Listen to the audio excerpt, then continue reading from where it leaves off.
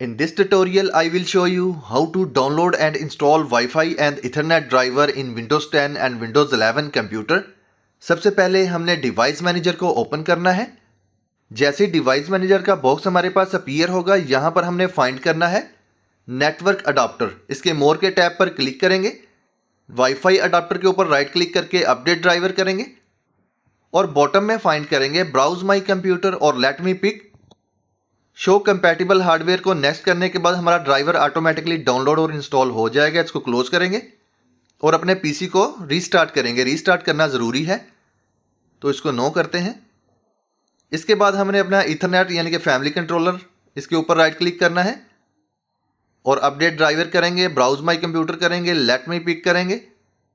Show compatible hardware simple process यानी कि same process रहेगा। ड्राइवर ऑटोमेटिकली डाउनलोड और इंस्टॉल हो जाएगा। जैसे ये प्रोसेस हम कर लेंगे, इसके बाद अब हमने इस बॉक्स को क्लोज करना है, स्टार्ट के बटन पर आना है और अपने पीसी को रीस्टार्ट करना है ताकि तमाम इंफॉर्मेशन अपडेट हो सकें।